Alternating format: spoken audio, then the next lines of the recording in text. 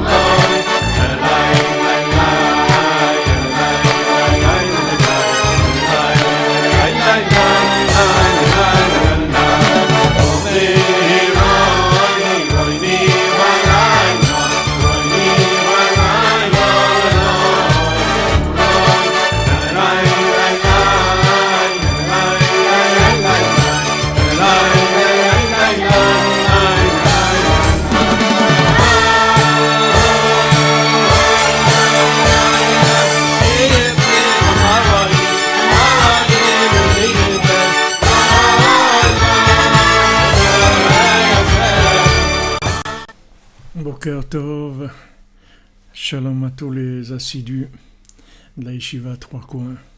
Baruch Hashem, Ashrenu, Ashrenu, Baruch Hashem. C'est magnifique d'avoir le mérite de pouvoir se lever à Hatzot. Alors, Bezrat Hashem, Refoua Shlema à tous les malades, que tous ceux qui sont malades de ce virus et de tous les autres virus et de toutes les maladies guérissent, et que chacun trouve son chemin, et que chacun trouve son zivou, que tous ceux qui ne sont pas mariés qui puissent se marier et construire Bezrat Hashem dans le chemin d'Hashem. Eshetraïl Meimtsa. Qu'Hachem nous fasse disparaître ce virus et nous fasse apparaître ce qu'il veut nous donner exactement. Parce que ce que Hachem veut nous donner, c'est sûr que ce n'est pas ce virus-là. Hachem veut nous donner des choses merveilleuses. Mais ce qu'il y a là, c'est une préparation pour pouvoir recevoir. Alors, Bezrat Hachem. Merci pour vos bénédictions, Madame Pinto et tout le monde, Bezrat Hachem. Hachem vous bénisse, vous protège.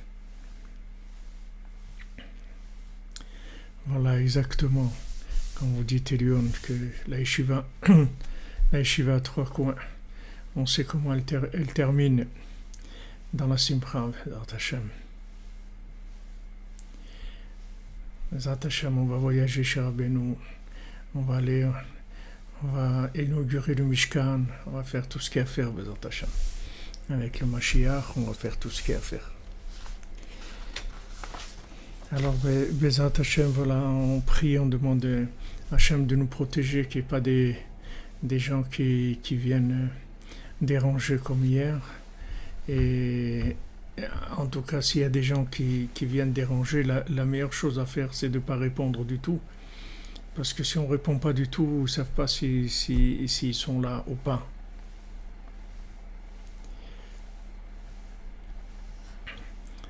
Donc après, quand on les voit, on les élimine. Mais en attendant, les perturbateurs, comme vous dites, il ne faut pas leur répondre. Si on répond, alors ça commence à faire de la... Et donc on ne leur répond pas. Et quand on les remarque, alors après on va les effacer, il n'y a pas de problème.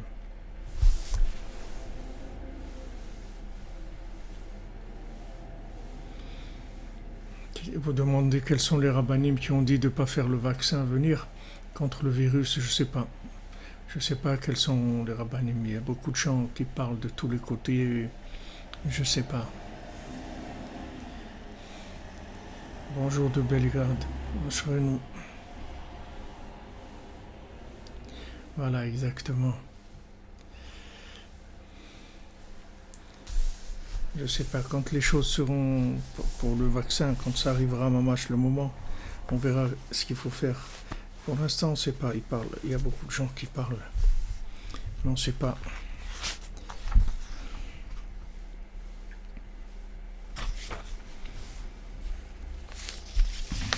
Alors, on était dans notre explication que Rav Nachman nous donne dans le médicament sur la Simcha.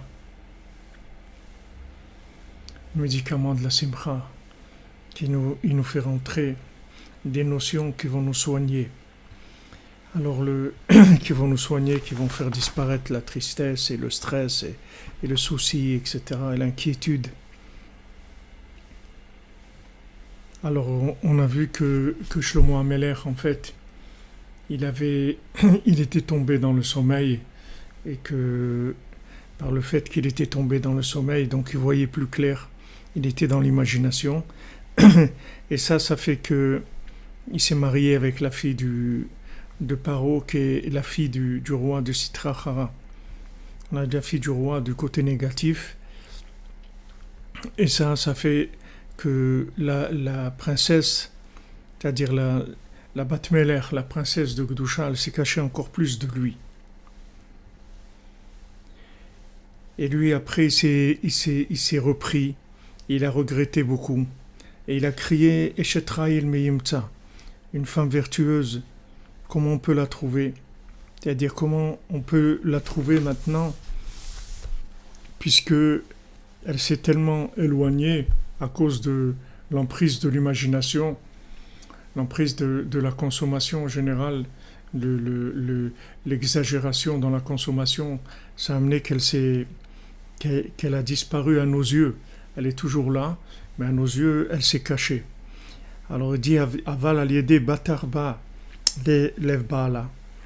Mais par le fait que maintenant, elle a confiance dans le cœur de son mari, Veshalal lo ichsar, et que le trésor, il ne va pas manquer, c'est-à-dire elle ne manquera de rien, elle aura la bénédiction. Gamayom yeshtikva limtsoota. Donc aujourd'hui aussi, on a l'espoir de pouvoir trouver la princesse, Kizea Mikra Meramez à la bitachon de Gdusha, parce que ce mikra-là, c'est-à-dire ce verset, il fait allusion au bitachon d'Ikdusha, d'avoir dans la confiance dans Hachem, comme on voit dans la Torah 60 que Rabbeinu a ramené, chez Prinat et Kashrut Bebat Israël. Qu'est-ce que c'est le bitachon? C'est la Kashrut Bebat Israël, c'est-à-dire l'attachement, le fait de créer un lien avec la Bat Israël, avec la jeune fille d'Israël. Animshechet Mishorsha Miprinat Abat Meler, que toutes les Benot Israël, elles viennent dans leurs racines de la Bat Meler, de la princesse, Shei Ashrina, qui est la Shrina.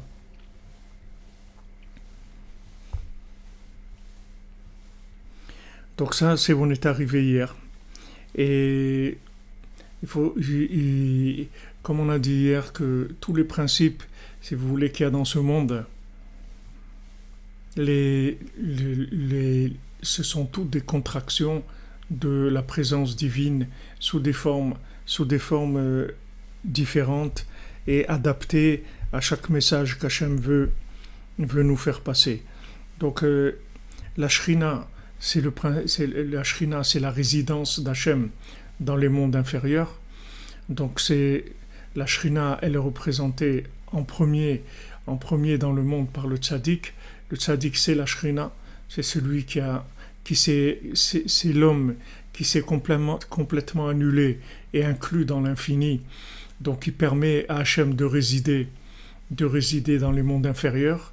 Et après, il va y avoir aussi l'épouse vertueuse qui va représenter la Shrina, puisque c'est elle qui va permettre à la couronne de pouvoir être dans ce monde, c'est-à-dire pouvoir faire descendre des compréhensions infinies dans ce monde. Alors maintenant, quand du côté masculin, il y a du ribouille or, c'est-à-dire il y a un dépassement de la dose, que ce soit comme on a vu ici au niveau de l'alcool, où on a vu de la nourriture aussi, on a vu toutes les choses qui étaient des exagérations, et dans notre génération, l'exagération de la consommation, par le fait qu'il y a eu la révolution industrielle, c'est-à-dire tout le travail à la chaîne, tout ce qui a développé énormément de la production, la productivité, toutes ces notions-là qui ont énormément été accélérées dans le monde, ça entraîne un sommeil. C'est-à-dire ça entraîne un sommeil, c'est-à-dire ça entraîne que la personne, elle perd la distinction, la clairvoyance. Et à ce moment-là, au lieu de se marier avec la princesse, alors il se marie avec la Bat Paro. Maintenant, ça ne veut pas dire qu'il va se marier matériellement avec la Bat Paro, mais ça veut dire qu'au lieu de voir la princesse perdue dans son épouse, il va voir la Bat Paro, c'est-à-dire il va avoir l'impression que son épouse, elle représente pas la Shrina, c'est-à-dire la présence divine. Maintenant, pour arriver à voir que l'épouse, en fait, c'est la Shrina, il faut qu'elle puisse révéler ce qu'elle a à l'intérieur, son côté intérieur, sa profondeur, comme on a vu. Pninim, c'est-à-dire ce qu'elle a à l'intérieur, qui veut dire maintenant, Pninim, ça veut dire aussi les pierres précieuses, c'est-à-dire ça veut dire Pninim, ça vient dans Pninim, il y a l'intérieur, le lien de Pnim, c'est-à-dire qui est intérieur, il y a le lien de Panim, c'est-à-dire de visage, du véritable visage, Verachok Mipninim, c'est-à-dire que maintenant Michra, c'est-à-dire que le fait que maintenant il y a eu un abus de consommation, il y a eu un délire dans la consommation exagérée, alors c'est la notion de la femme, c'est-à-dire la considération de la femme, comme je vous ai dit hier, s'est éloignée énormément de sa véritable nature. C'est-à-dire sa véritable nature, c'est que elle est pninim, yekara mi pninim, elle est plus précieuse que les pierres précieuses, et que l'intérieur, elle représente pnim et panim, le visage d'Hachem. Maintenant, comment il dit que bien que maintenant il y a eu un délire de l'imagination, et comme on l'a dit plusieurs fois, c'est ce qui a entraîné la destruction de toutes les formes de famille, du foyer et de toutes les notions de la maison, du foyer, de toutes ces choses-là. Il y a quelqu'un qui suit le cours, notre ami Pascal, elle m'a envoyé un- un- une petite vidéo où il y a quelqu'un qui explique toutes les valeurs de la maison, comment la personne, elle se trouve dans sa maison, elle se construit dans sa maison. Et chaque détail de sa maison, c'est l'expression de l'âme de la personne. C'est ça qui s'exprime. Et là-bas, elle développe tous les principes de la maison, comme il y avait avant, que les gens ils avaient leur maisonnette, leur maison à eux, c'est-à-dire qui leur appartenait, leur maison qu'ils avaient construite. Alors elle explique le principe de la cave, le principe du toit, le principe du grenier, le principe des chambres, etc., où il y a toute l'expression de la personne. Mais ça aussi, ils ont la société, c'est-à-dire la société, quand on dit la société, ça veut dire Aman Amalek, il a enlevé ces notions-là de la maison. Les gens, ils sont locataires dans une maison qui ne leur appartient pas. Alors le fait qu'ils sont locataires dans une maison qui ne leur appartient pas, ils ne peuvent pas s'exprimer, c'est-à-dire ils ne peuvent pas exprimer leur véritable nature. Par exemple, ils aimeraient mettre des plantes chez eux ou un petit arbre dans la salle à manger, je ne sais pas, n'importe quoi, décorer ou peindre les murs en violet ou faire des fresques ou mettre des éclairages ou comme ils ont envie. Mais ils ne peuvent pas le faire parce qu'ils ne sont pas chez eux. Uniquement le fait déjà de ne pas être chez soi, c'est déjà une galoute, la shrina. C'est déjà un exil, la shrina. C'est-à-dire la personne, elle peut pas s'exprimer. Elle a juste un toit pour pouvoir manger et dormir. Mais au niveau de l'expression, elle ne peut pas vraiment s'exprimer. Parce qu'elle sait qu'elle est dans une maison qui n'est pas la sienne. Donc elle ne peut pas s'investir vraiment dans cette maison-là. Alors tout le système, en fait, il est calculé, tout le système, il est calculé par Amalek, par Aman, par le Satan, pour empêcher les gens d'être eux-mêmes, c'est-à-dire d'avoir leur vrai visage et d'exprimer ce qu'ils ont à l'intérieur d'eux-mêmes. Donc avant, quand vous rentrez dans la maison de quelqu'un, vous rentrez chez lui. Vous rentrez chez la personne, c'est-à-dire c'est chez lui, c'est-à-dire le moindre détail de ce qu'il y a dans la maison, ça a été voulu, ça a été recherché, ça a été acheté avec du travail, avec de la recherche, etc. Donc la maison, elle exprime vraiment l'identité de la personne. Aujourd'hui, les gens, ils vivent dans des maisons qui les empêchent de s'exprimer. Alors ce principe-là de la maison qui empêche l'expression, c'est ce qu'il nous dit ici par rapport à l'épouse, parce que l'épouse, elle s'appelle la maison. Quand on dit Beto Zuishto, sa maison, la maison de quelqu'un, c'est son épouse. C'est-à-dire, comment la maison de quelqu'un, qu'est-ce que ça veut dire que la maison de quelqu'un, c'est son épouse? Ça veut dire quoi? Ça veut dire que Béhémet, un mari, il habite dans son épouse, c'est-à-dire qu'il vit dans son épouse. Parce que son épouse, c'est elle qui va lui permettre de refléter toute la sagesse qu'il peut avoir en lui, qu'il a pu tirer de la connexion avec l'infini. C'est elle qui va lui permettre de lui donner une résidence à cette sagesse-là. Donc maintenant, quand on dit que l'épouse, c'est la maison, en fait, c'est là où la personne va s'exprimer. Mais comme la société, si vous voulez, elle a faussé la notion de la maison, elle a faussé la notion de la femme. Alors même quand la personne, elle est mariée, en fait, les échanges, c'est-à-dire le regard de l'un sur l'autre, c'est pas un regard qui va vers l'intérieur, c'est un regard de plus de fonctionnement, c'est un regard pour que ça se passe bien, pour que les choses pour que les choses soient agréables, soient normales, etc., qu'il n'y ait pas de problème. C'est-à-dire c'est plus sur une notion de fonctionnement que sur une notion d'expression profonde.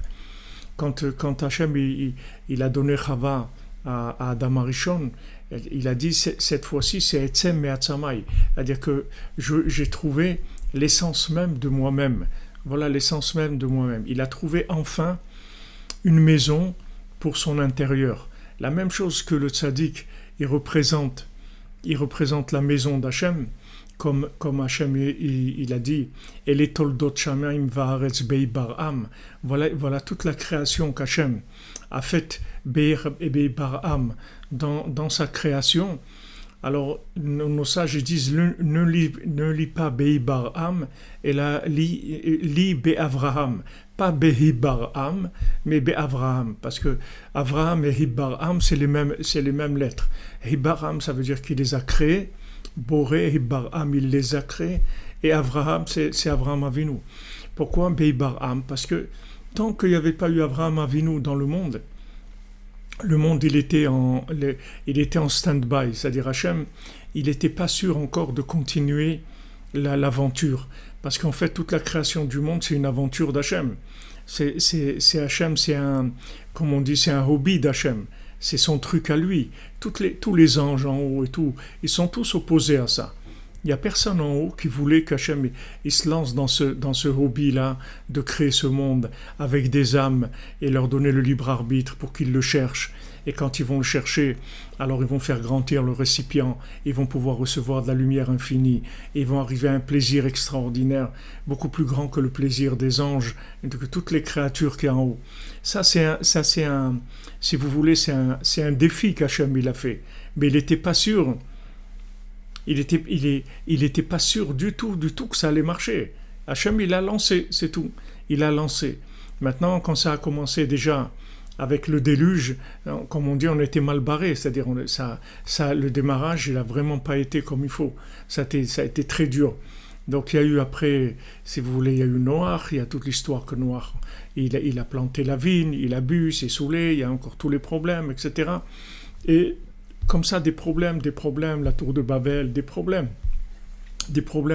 Donc Hachem, il ne savait pas s'il allait continuer ou pas. Il y avait rien qui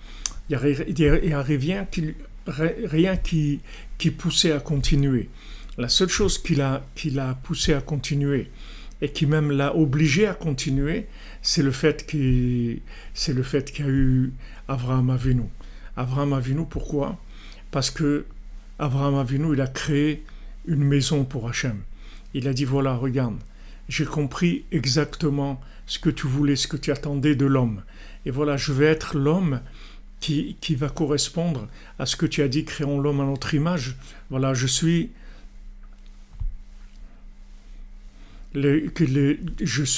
représente l'image de ce que tu attendais de l'homme.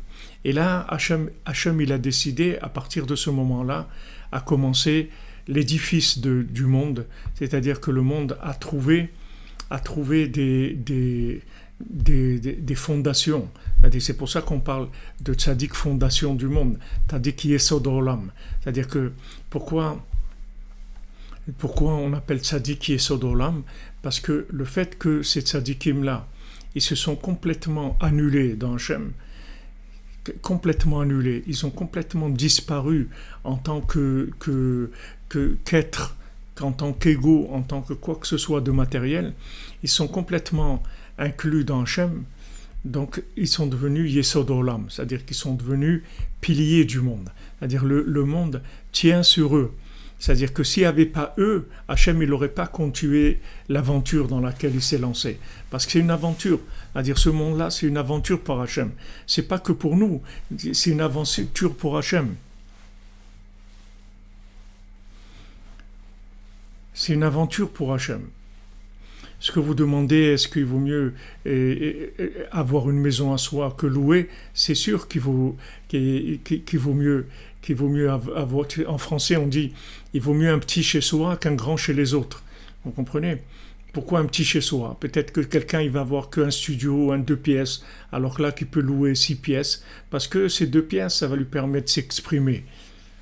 ça va lui donner en fait la vie. C'est comme un mariage, une maison, c'est la même chose. Votre maison, c'est comme c'est votre épouse à chacun, même pour une femme. C'est-à-dire, c'est le côté où elle va pouvoir s'exprimer, arranger sa maison à sa manière, avoir sa vaisselle, ses choses, comme elle entend, etc. Et tout ce qu'elle investit dans un récipient qui lui appartient. C'est-à-dire, ce récipient, il renvoie la lumière. Il renvoie la lumière. C'est sûr qu'il vaut mieux avoir un petit chez soi qu'un grand chez les autres. Il n'y a aucun doute. Il n'y a aucun doute. Alors maintenant, Akadosh Baruch Hu, il a trouvé résidence dans les tzadikés Yesodei Olam, dans des tzadikim qui ont donné toute leur vie pour lui permettre d'exister. D'accord ? Maintenant, ce principe-là, si vous voulez, c'est le principe d'en haut, c'est-à-dire le plus élevé, c'est la maison que le tzaddik lui-même, c'est une maison pour Hachem. D'ailleurs que quand Hachem fait un reproche à Myriam, pourquoi ils ont parlé sur Moshe Rabbeinu, et dit comment vous avez osé de parler sur Moshe Rabbeinu. Bechol beti ne'eman hu, c'est l'homme de confiance, c'est l'homme de confiance d'Hachem. C'est l'homme de confiance, c'est-à-dire qu'il est dans toute ma maison. En fait, il est l'homme de confiance de ma maison. Vous comprenez ? C'est lui ma maison, en fait. En fait, c'est lui, le tzaddik, c'est lui la maison d'Hachem. C'est-à-dire que après, il y a le temple et le Mishkan, mais le temple et le Mishkan, c'est le côté, si vous voulez, extérieur du tzaddik. Parce que même quand ils ont construit le Mishkan, il n'a pas commencé à fonctionner tant que Moshe Rabbeinu, il n'a pas édifié. C'est-à-dire qu'il y a eu le Mishkan, ils ont fait le Mishkan, ils ont suivi tous les plans qu'Hachem, tous les plans qu'Hachem leur a donnés. Il n'y a pas eu de problème, ils ont fait exactement, mais il n'était pas connecté, le Mishkan. C'est Moshe Rabbeinu qui a connecté le Mishkan. Donc Rabbi Nachman, il explique très souvent ça, que en fait, le temple, pas que le Mishkan, le tabernacle, le temple, en fait, c'est le tzaddik. Le temple, c'est le tzaddik, c'est-à-dire le tzaddik, il est plus grand que le temple. Le temple, c'est la manifestation matérielle du tzaddik. Mais s'il n'y a pas de tzaddik, il n'y a pas de temple, c'est sûr. Le temple, c'est juste le fait qu'il va y avoir une maison dans laquelle on va pouvoir faire beaucoup de choses pour Hachem. C'est le côté de l'action, si vous voulez, c'est le côté matérialisé. Mais derrière le temple, il se cache quelqu'un qui est l'âme du temple. Et l'âme du temple, c'est le tzaddik. C'est lui l'âme du temple. Donc maintenant, Hachem, il réside en fait dans le tzaddik, il réside dans le tabernacle, il réside dans le temple. Et quand on descend plus bas, et on arrive chez nous, c'est-à-dire chez chacun individuellement, et le temple, si vous voulez, d'un homme, c'est son épouse, et le temple de chacun à l'intérieur de lui-même, c'est son cœur. D'accord ? Le cœur de chacun, comme Hachem dit, Vasuli Mishkan, Vishachanti Betocham, ils me feront un tabernacle et je résiderai en eux, et nos sages nous disent, dans chacun d'entre eux. Je résiderai dans chacun d'entre eux. Donc notre cœur, individuellement, quand on prend un homme, une femme, Mishkan, ça veut dire tabernacle. C'est l'endroit où on faisait tout le service d'Hachem. C'est-à-dire, chacun individuellement, un homme, une femme, on a notre cœur. D'accord ?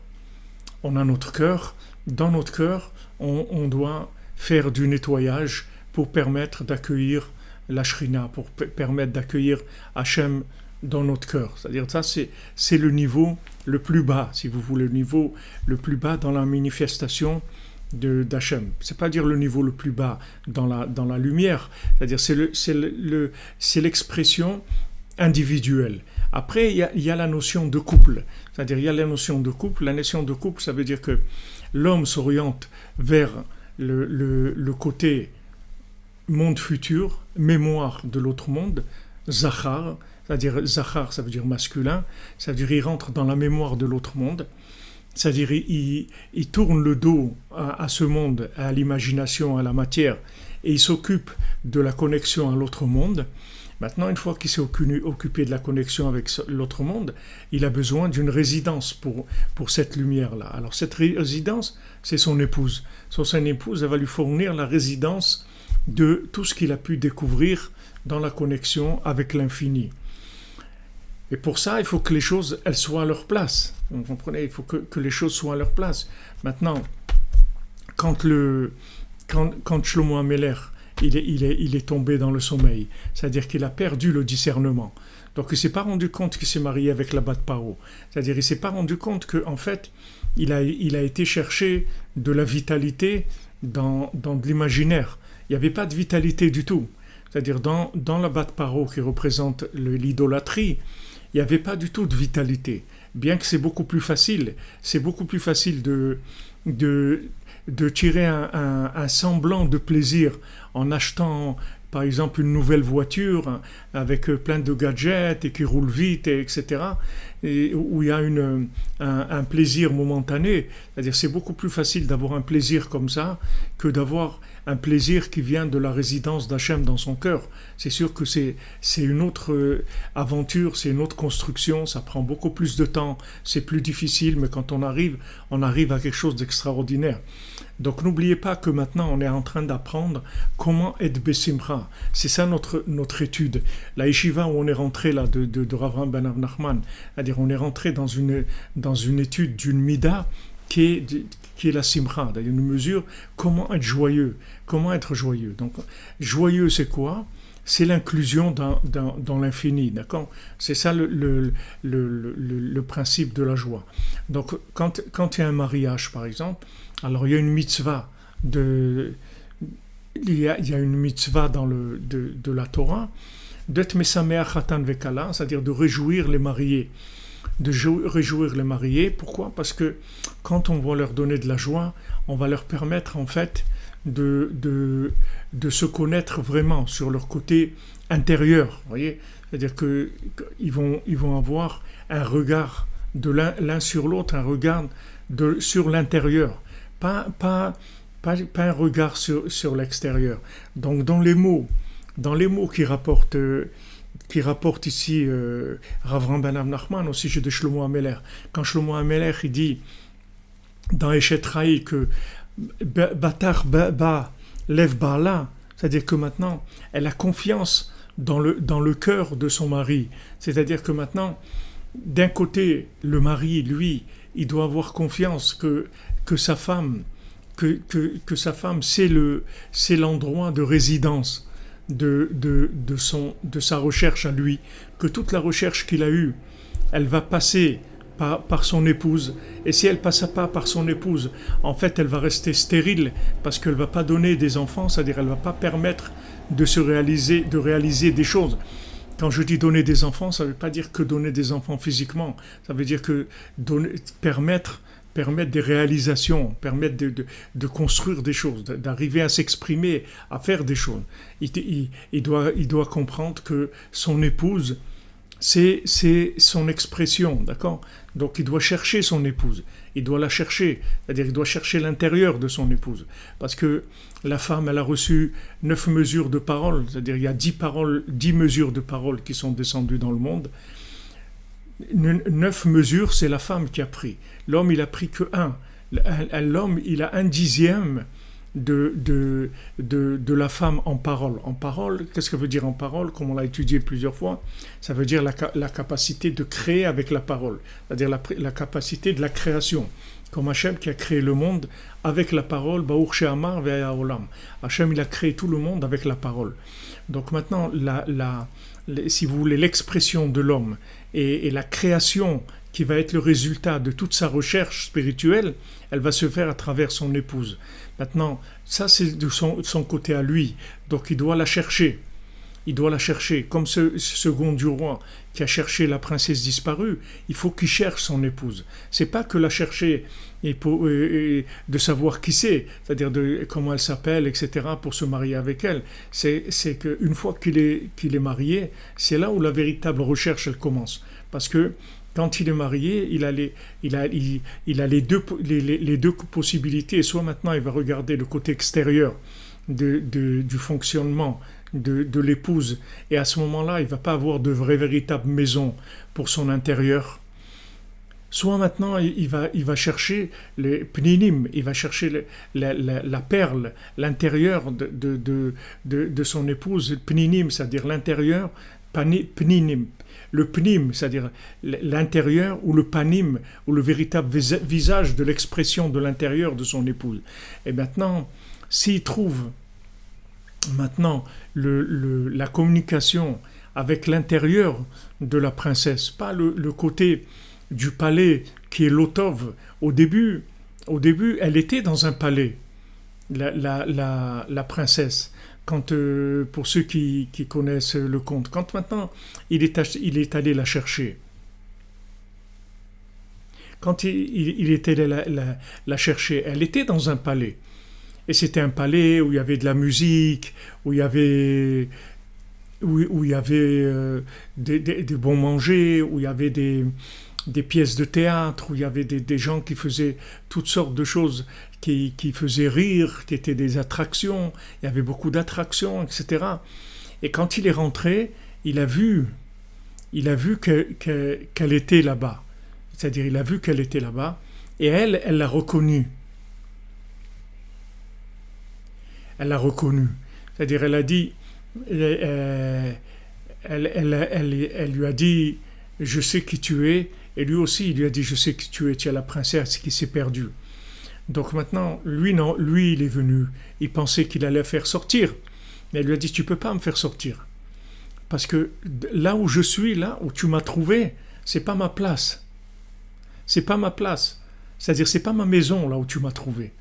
Là où tu m'as trouvé maintenant, c'est le lotov, c'est le pas bon. Parce que qu'est-ce qu'il a dit le roi? Il a dit que le lotov, il te prenne. C'est-à-dire, voilà, elle est chez le lotov. Mais pourtant, apparemment, c'est un palais. C'est un palais. C'est un palais où il y a tout. Il y a tout. C'est un endroit magnifique. Il y a tout dans ce palais. C'est un palais extraordinaire. Mais elle lui a dit, regarde, ne te trompe pas. Ce palais-là, c'est le lotov. Là où tu m'as trouvé, tu peux pas me faire sortir parce que c'est pas là où je suis. Tu m'as trouvé dans un endroit qui n'est pas ma résidence véritable. Donc de là, tu vas pas me faire sortir. C'est-à-dire que tu pourras pas avoir, n'attends pas de moi ce que je dois te donner, parce que je peux pas te le donner, parce que là, comme tu me considères, c'est pas moi.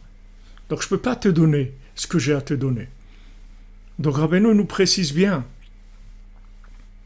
Il nous précise bien. Il dit voilà, regarde. Là où il l'a trouvé au début, c'était chez le Lotov. Là où il l'a trouvé au début, c'est le Lotov. Pourtant, ça a l'air d'un palais, comme notre vie avant le confinement. Notre vie, elle avait l'air bien. Chacun, il a truc, il a sa voiture, il a ses billets d'avion, il va là, il va à la plage, ou il va là, où il va travailler, il va faire des courses, il achète le dernier iPhone, il a truc, et il peut faire avec ça des trucs, des photos super, avec des effets, des films, et il bouge et il va et tout. Mais sache que ça, c'est le Lotov. C'est pas ça. Quand Hachem, il a dit, je vais te donner une maison, c'est pas ça, c'est pas cette maison-là qui parle, Hachem. C'est pas de ce palais-là. Ce palais-là, c'est pas le palais d'Hachem. C'est le palais de l'horreur, c'est pas le palais d'Hachem. Donc Hachem, il a arrêté le système maintenant. Il nous a mis en confinement parce qu'il va changer le décor. On va rentrer maintenant dans le vrai palais. Pas le palais du Lotov, pas le palais du pas bon, le palais de la montagne en or et du château en pierre précieuse.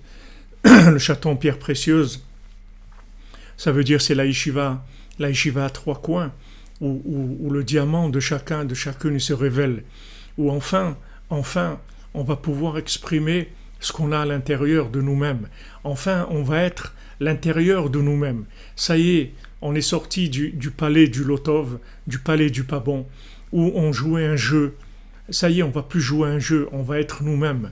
Donc ça, si vous voulez, c'est le sens du mariage, c'est le sens de la recherche de la shrina, c'est le sens de la recherche du tzaddik, c'est le sens de la recherche d'Hachem.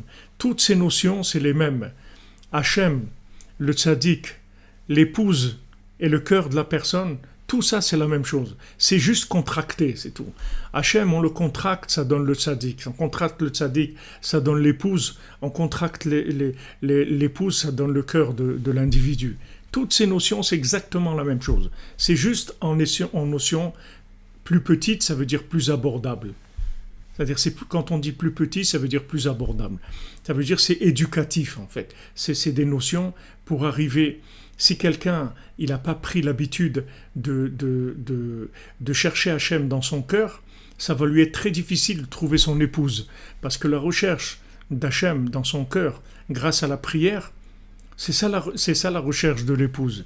Rabbeinu dit que la tfila, la prière, c'est ça l'épouse.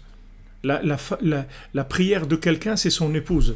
Hachem sefatay tiftar, Hachem ouvre mes lèvres pour pouvoir prier. Hachem sefatay tiftar, Rabbeinu dit, c'est les premières lettres, c'est Eshet, c'est la femme, l'épouse. Hachem sefatay tiftar, c'est l'épouse. Donc maintenant, quand quelqu'un il cherche Hachem avec son cœur dans la prière, en fait, c'est ça son épouse pour l'instant. Tant qu'il n'a pas trouvé son épouse. Et même après, quand il l'a trouvé physiquement, mais il n'a pas trouvé son intérieur, il n'a pas trouvé son véritable visage. Donc le premier travail, c'est-à-dire la première étape qui est quelque chose d'accessible par chacun d'entre nous, c'est très facile, c'est-à-dire c'est très facile. En tout cas, c'est le premier niveau, c'est le point de départ. C'est le point de départ. Le point de départ, c'est de prier, de chercher son cœur, de chercher son souffle, de chercher son cœur. Voilà, c'est ce qu'on fait. C'est pour ça qu'on est rentré dans la yeshiva à trois coins, la yeshiva Tratzot, la yeshiva d'Itbodedut, la yeshiva de Ouman, du Tikkun HaKlali. On cherche notre souffle, c'est-à-dire on cherche la connexion avec Dieu. On veut que notre cœur, ça soit une résidence pour Dieu. Maintenant, quand on cherche Dieu avec notre cœur dans la prière, puisque la prière, c'est la shrina, Rabbeinu dit, c'est la shrina, c'est l'épouse, c'est Hachem, c'est la shrina, c'est le tzaddik, c'est l'épouse, tout ça c'est la prière, c'est le monde de la prière. Ça c'est ce qu'on peut faire chacun tout seul déjà, pour démarrer, c'est la maternelle, d'accord ? C'est la maternelle de l'apprentissage à la connexion divine, c'est la prière. D'accord ? C'est le départ. Le point de départ. Si maintenant ça se passe bien et qu'on a réussi à l'examen, on va pouvoir trouver notre épouse. C'est le résultat de notre prière. Maintenant, quand on a trouvé l'épouse par la prière, parce que si on a trouvé une épouse par un autre chemin, alors c'est bat paro, c'est-à-dire c'est pas elle qui est bat paro, c'est qu'est-ce qu'elle va représenter, c'est ça, puisqu'on l'a cherché chez le Lotov. Donc c'est pas chez le Lotov qu'il faut chercher. Donc c'est pour ça qu'elle lui dit bien, elle lui précise bien, mon ami, tu vas pas pouvoir me récupérer. Toi, tu crois que tu es venu me chercher comme ça et on s'en va et Mazal Tov et tout va bien? Pas du tout. Tu vas aller dans un endroit et tu vas te languir, Behemet. Tu vas vouloir vraiment me faire sortir. Qu'est-ce que tu cherches? Qu'est-ce que tu cherches dans ta vie? Qu'est-ce que tu cherches? Est-ce que tu cherches Hachem? Est-ce que tu cherches à faire une maison pour Hachem, ou tu cherches à kiffer et à prendre du plaisir dans ton monde et à t'amuser avec le côté interactif de la matière? Qu'est-ce que tu cherches? Qu'est-ce que tu cherches? C'est ça qu'elle lui dit. Tu crois que parce que tu m'as vu là, tu vas me faire sortir? Pas du tout. Pour l'instant, tant que tu m'as pas cherché vraiment, je suis dans le Lotov. C'est-à-dire que l'apparence de moi-même, elle va être dans le Lotov. Tu vas pas me voir du tout en fait. Tu vas pas me voir du tout. Et ça sert à rien que je vienne avec toi. Il pouvait la prendre et partir. Il n'avait pas de problème. C'est pas qu'il y avait un empêchement. Il n'y avait aucun empêchement. Il pouvait la prendre et partir. Mais il lui a dit, je viendrai pas. Parce que là où tu m'as vu, comme tu me vois, c'est pas moi. Donc ça sert à rien. On va construire quoi? Rien du tout. Donc vas-y, va commencer par le commencement. Tu vas prier d'abord. Tu vas commencer à prier. Commence par prier. Commence par prier. Va dans un endroit pendant 1 an. On va voir si tu es capable, si tu veux vraiment me faire sortir. Donc pendant 1 an, il a prié, il a fait tout ce qu'il fallait et il était vraiment apte à la faire sortir. Après, il a eu l'épreuve de la nourriture, il a eu l'épreuve du vin et après, il s'est encore lancé. Il s'est lancé, il n'a pas lâché le morceau, comme on dit. Il a été dans le désert, il a trouvé les 3 géants et il a passé tout ça. Et après, il l'a trouvé vraiment dans son lieu de résidence qui correspond à sa nature. Le lieu de résidence qui correspond à la nature de la princesse. C'est quoi? C'est une montagne en or et un château en pierre précieuse. C'est-à-dire, dans ce château-là, il n'y a que le bien de chacun qui s'exprime. Il n'y a que le bien. Dans la yeshiva 3 coins, il n'y a que le bien de chacun qui sort. Dans Chatzot, il n'y a que le bien de chacun. C'est toute la Nekuda Tova, tout le bien, le point positif de chacun. Toutes les merveilles qui sont enfouies dans chacun d'entre nous. Parce qu'on nous a couverts avec des poubelles, comme je vous dis, le kotel, le mur des lamentations, on appelle ça, mais le kotel à Maharavi. Avant, à l'époque, je ne sais pas des Turcs, je ne sais pas quelle époque, ils avaient comme habitude de jeter des poubelles sur le kotel. Et en fait, le kotel, il était entièrement couvert de poubelles. C'est après un roi turc qui l'a complètement fait débarrasser et faire découvrir ce mur. Mais ce mur que vous voyez, il ne se voyait pas, parce qu'il était couvert de poubelles. Tout était couvert par des poubelles. Maintenant, c'est la même chose. C'est-à-dire que le point du temple qu'il y a dans chacun d'entre nous, dans chacune d'entre nous, il a été couvert par les poubelles du monde. Donc c'est très, très difficile, parce que quand on s'est habitué à vivre avec le lotov, c'est-à-dire on s'est habitué à vivre dans un faux palais, dans un palais de pas bien, alors on ne se rend même pas compte que ce qu'on cherche, c'est pas bien. On ne se rend même pas compte de ça. La vie a été complètement déviée, c'est-à-dire que sur d'autres chemins, complètement déviée. Et on croit qu'en fait, on cherche la réussite professionnelle ou la réussite des honneurs, d'être quelqu'un d'important, de trucs, etc. Et on croit que c'est ça la vie. Mais ça, c'est la vie du Lotov, du palais du Lotov. Donc, une fois maintenant qu'il a passé l'épreuve de la prière, que pendant 1 an, il s'est langui. Il a dit, je veux la faire sortir, Béhémet, vraiment. Je la cherche vraiment. Je la cherche vraiment. Pas dans le Lotov, je la cherche vraiment dans ce qu'elle a de plus précieux en elle. C'est ça que je cherche. Je cherche en elle toute la connexion avec Hachem, tout ce qu'elle peut donner de maison pour Hachem, créer une résidence par Hachem. C'est ça que je cherche. Alors au bout d'1 an, il a passé l'examen de la prière, il a réussi.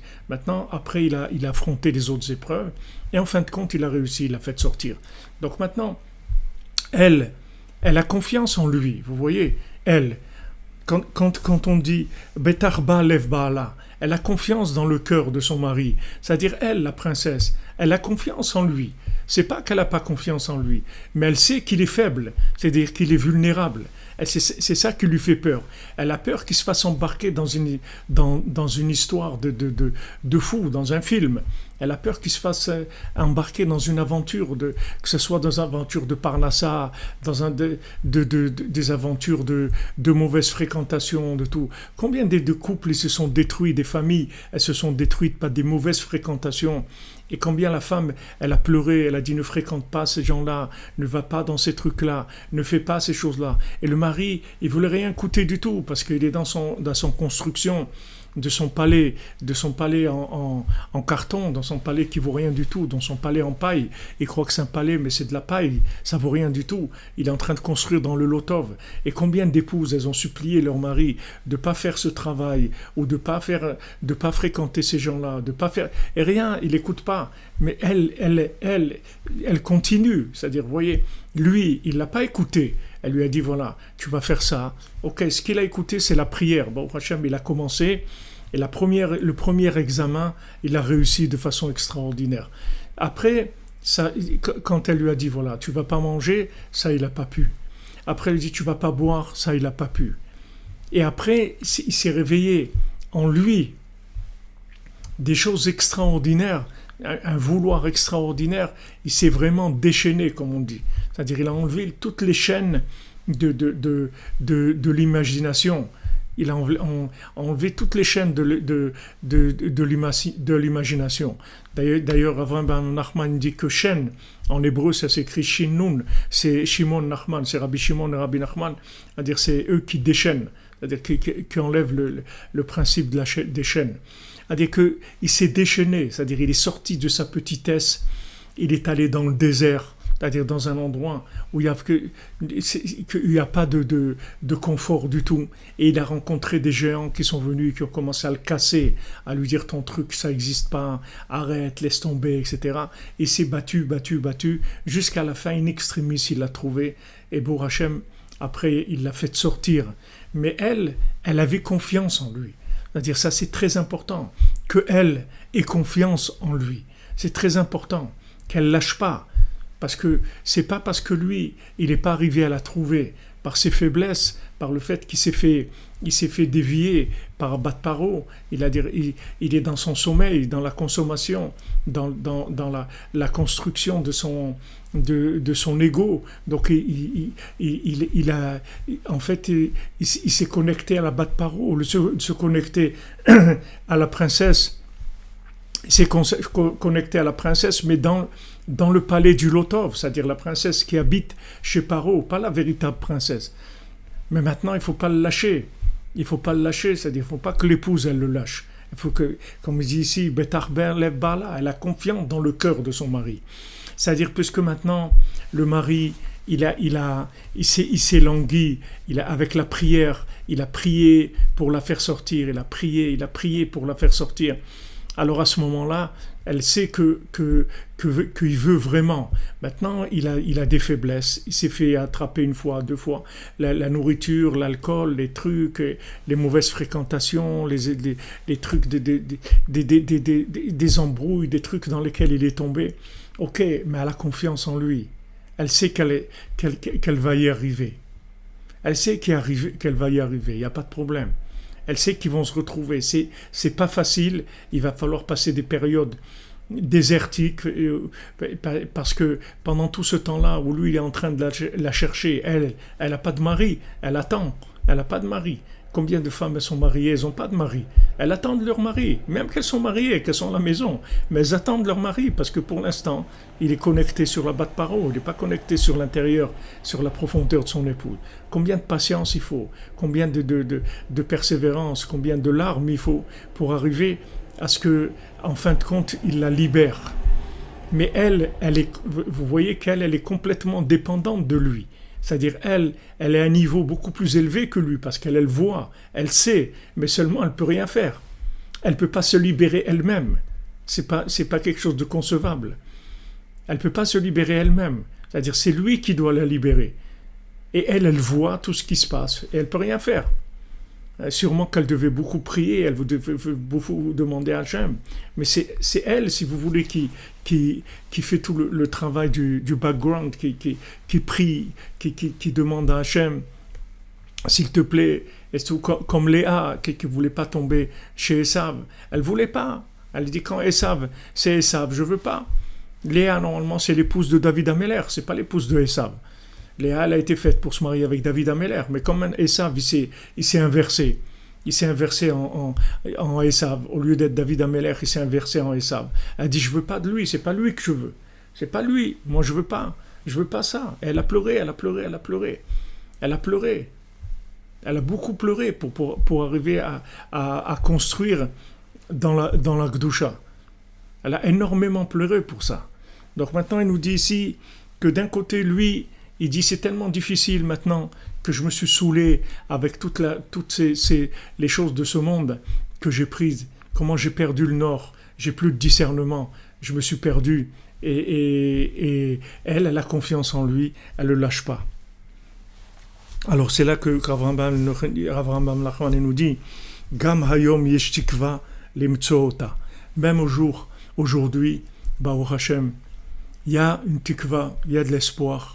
Il y a une possibilité de la trouver. Comme on dit, asiré à tikva, les prisonniers de l'espoir.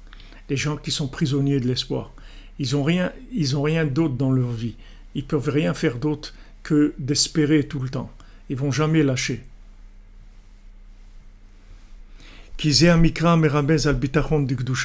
Donc il nous dit que ce verset, en fait, il fait allusion à la Emouna dans la Gdusha, comme c'est rapporté dans la Torah 60.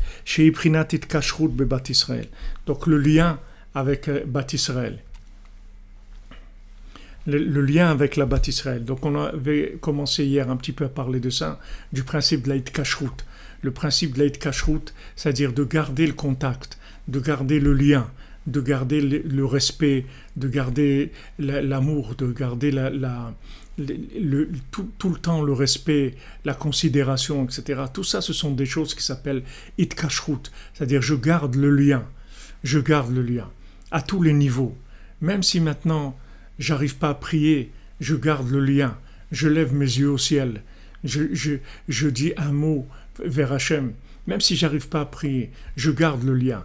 Même si dans la maison, il y a des problèmes de Shalom Bayit, où il y a des problèmes où Pachout, la personne, elle n'est pas arrivée à se marier, elle continue à prier, elle continue à y croire, elle continue à rester connectée. Et dans le mariage, elle continue à garder le kesher, le lien. Et avec le tzaddik, c'est pareil. Garde le kesher, it kashrut au tzaddik. Rabbeinu dit l'attachement au tzaddik. C'est quoi Rabbeinu dit l'attachement au tzaddik? C'est de l'aimer. Aimer le tzaddik, c'est ça l'attachement au tzaddik. C'est-à-dire au-dessus de tout, même si quelqu'un il n'arrive pas à faire ce que le tzaddik il lui demande de faire, même s'il n'arrive pas à faire ni chatzot, ni de bodedut, ni rien du tout, mais il aime le tzaddik. Alors il est attaché. Et cet attachement-là, il terminera par donner le mariage. Pour l'instant, c'est l'attachement. Mais après, vous verrez que ça donnera le mariage. Ceux qui n'ont pas lâché, ils sont arrivés au mariage, en fin de compte. Ils sont arrivés au mariage dans la prière, ils sont arrivés au mariage mamash, ils sont arrivés au mariage avec le tzaddik, ils sont arrivés au mariage avec Hachem. Ils sont arrivés à tous les niveaux de mariage qui existent dans le monde. Seulement, il ne faut pas lâcher. Il faut garder le kesher, le lien, à tout prix.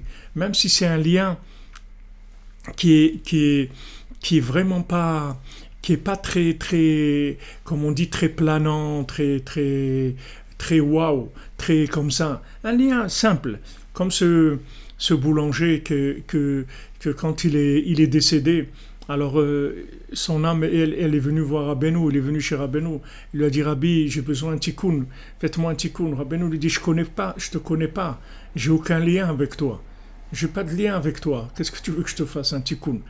Il lui a dit non, mais moi, vous savez, moi après Shabbat, quand j'avais tout le pain que j'avais pas vendu le vendredi, je le donnais à vos chassidim ou je le vendais pas cher pour qu'ils puissent faire le repas de David Ameler, Motzei Shabbat. Tout le temps, je leur ai donné. Vous pouvez leur demander, vous verrez, ils me connaissent, etc. Alors Rabbeinu dit si maintenant tu as aidé mes hommes, alors il n'y a pas de problème. Et Rabbeinu, il lui a fait son tikkun. Regardez qu'est-ce que c'est un kesher. Regardez qu'est-ce que c'est un lien. Regardez qu'est-ce que c'est un lien. Un lien, pourtant, c'est quoi?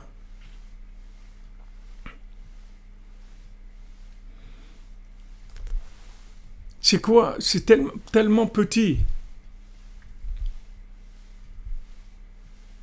Bien sûr, écouter les cours, c'est un lien, c'est sûr. Quand vous écoutez quand vous écoutez le cours, c'est que vous êtes déjà liés. Si vous êtes déjà liés pour écouter un cours. Vous savez qu'est-ce qu'il faut déjà pour que vous releviez à Chatzot et que vous cliquez pour entrer dans la yeshiva Trakoin, il faut déjà. Mais c'est pas. Vous dites. Troustine, ce que vous dites, vous sentez. C'est pas ce qui compte, c'est pas ce que vous sentez. Ne regardez pas ce que vous sentez, regardez où vous êtes maintenant là. Regardez où vous êtes maintenant.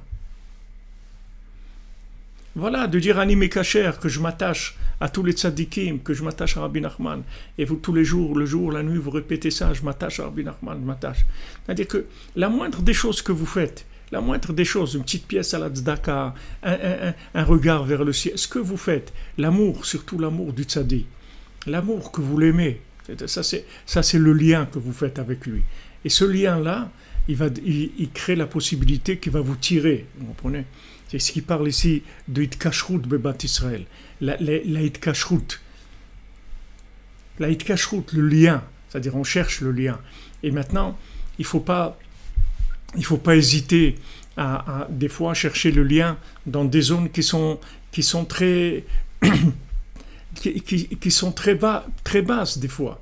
Des fois le lien, c'est juste on va parler de n'importe quoi, ou on va juste faire un repas ensemble avec son épouse, un truc qui est simple, où on va sortir juste aller faire une course ensemble.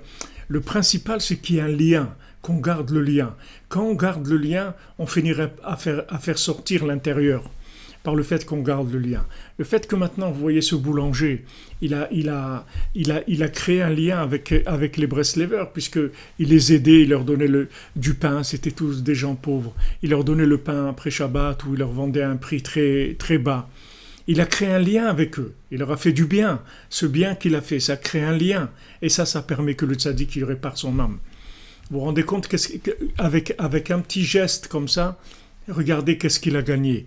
À plus forte raison, vous que vous êtes là, dans la yeshiva à trois coins. Maintenant, on ne parle pas d'un boulanger qui a vendu du pain. Vous êtes dans la yeshiva à trois coins, dans la yeshiva du tzaddik. Qu'est-ce que vous voulez de plus? Vous êtes dedans complètement. Vous dites vous sentez rien. Mais c'est pas, faut pas regarder ce que vous sentez. C'est pas comme il disait Rav Freikin, quand on lui dit la yeshiva elles sont pas bons, il dit c'est dans ton nez que ça sent pas bon. C'est ton nez qui sent pas bon. C'est dans ton nez que ça pue. Il dit c'est pas la yeshiva elle sent très bon. Mais dans ton nez ça sent pas bon. Donc si on ressent pas, c'est pas grave de ne pas ressentir. Après, vous allez ressentir, Bezrat Hashem, vous verrez un jour, vous ressentirez des choses extraordinaires. Et si vous êtes là, c'est que déjà vous avez ressenti quelque chose. Maintenant, c'est pas tout le temps. Vous vous sentez loin. Qu'est-ce que vous sentez? Mais c'est normal que vous sentez loin. Vous rentrez dans une yeshiva à trois coins, la yeshiva du tzaddik, c'est normal que vous sentez loin. Quand vous allez vous sentir près de Rabbi Nachman, on se sent tous loin. On se sent tous loin. Plus on avance et plus on se sent loin. C'est sûr. C'est sûr. C'est sûr qu'on se sent loin, c'est normal, heureusement. Ça veut dire que si on se sent loin, c'est qu'on s'approche de l'infini. Baruch Hashem. Il y a pas. Alors, si vous voulez le principe que Rav Ben Nachman nous donne, c'est pour ça, regardez, c'est mamash des pierres précieuses qu'il nous donne ici. Regardez ce qu'il nous donne ici. Où vous avez entendu ça dans votre vie? Vous avez entendu quelque chose comme ça dans la vie. Vous avez entendu des notions comme ça, tellement simplifiées et tellement profondes, comme dit Rabbi Nathan. En même temps tellement profond, et en même temps tellement simple et accessible à nous tous. Tellement simple et accessible à nous tous. Alors voilà, Bezrat Hashem, tous on cherche la princesse et on la fait sortir du palais du Lotov, du pas bon, et on va aller la chercher dans le palais en pierre précieuse qui est sur la montagne au nord. On va aller la chercher là-bas, on la cherche. Et Baruch Hashem, chaque nuit qu'on se lève, on est dans le palais en pierre précieuse. C'est ça le palais en pierre précieuse. Pourquoi grâce à notre ami Aaron, qui a le texte que vous avez qui est sur Chatzot, qui a été traduit, vous voyez que pourquoi celui qui se lève à Chatzot, c'est un tzaddik. Pourquoi il y a des mots tellement élevés sur quelqu'un parce que c'est le palais, c'est-à-dire vous êtes déjà dans le palais. C'est le palais, c'est-à-dire ces heures que vous passez avec Hachem, dans Chatzot, avec le tzaddik dans Chatzot, avec toutes ces âmes connectées dans Chatzot, c'est ça le palais. C'est ça le palais en pierre précieuse. Qu'est-ce que vous croyez que c'est le palais en pierre précieuse? C'est l'immeuble de Trump, là, la tour de Trump, c'est pas là. Ça, c'est le Lotov. Ça trompe. C'est la tour qui trompe. C'est le Lotov, c'est un faux palais. C'est un faux palais. C'est pas un vrai palais. La tour qui trompe, elle trompe, c'est pas un vrai palais. Le vrai palais, c'est celui-là où on vit maintenant. Ces moments qu'on vit, qui sont des moments privilégiés par rapport à toute l'humanité, et des notions que Rabbi Nachman nous envoie à travers ici Rav Ben Nachman, qui sont des privilèges énormes de savoir des choses comme ça. Rien que de les entendre une fois dans sa vie, même si on retient rien, c'est pas grave. Qu'on a entendu ça dans ce monde-là, dans ce monde-là, dans cette poubelle-là qu'ils ont rendu ce monde-là, d'avoir un moment, on est capable de sortir de son sommeil pour entendre la mélodie de David Ameller, la harpe de David, mais c'est le paradis terrestre, mamash. Mamash.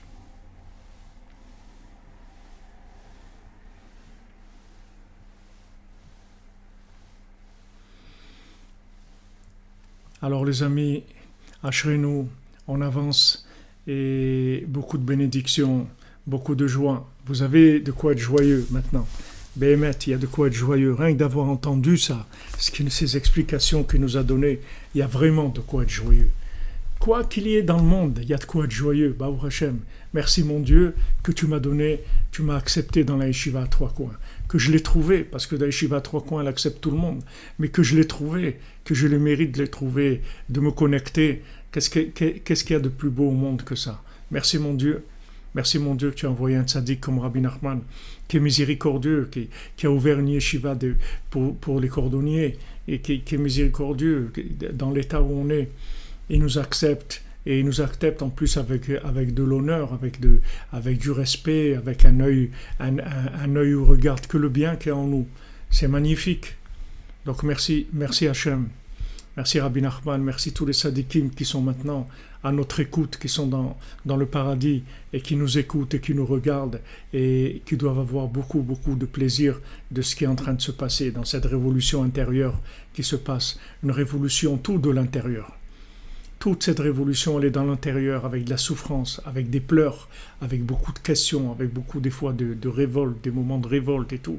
Mais vous allez voir après, Bezat Hashem, quand il va y avoir la révélation de la montagne en or et du château de pierres précieuses, comment les gens ils vont dire « Waouh !» Comme Rabbeinu il a dit, un jour le monde, il va tellement se languir de moi. Ils vont me dire à quelqu'un, ah bon, toi tu connaissais déjà Breslev à l'époque? Waouh, toi tu connaissais Rabbi Nachman déjà? Quoi, tu as été à Ouman? Tu as déjà, à cette époque-là, tu as été à Ouman? C'est incroyable, extraordinaire. Ashrenu les amis, qu'Hachem il vous bénisse, il vous protège, il donne la refoua à tous les malades, et qu'il nous délivre dans la joie, dans la miséricorde, dans le bien-être, pas dans la souffrance, Ras Shalom. On continue, on avance les amis, merci d'être là. Merci Hachem, merci Rabbeinu pour la yeshiva à trois coins, merci de nous avoir acceptés. Et on avance, merci pour votre aide, pour votre soutien, on avance les amis, merci beaucoup.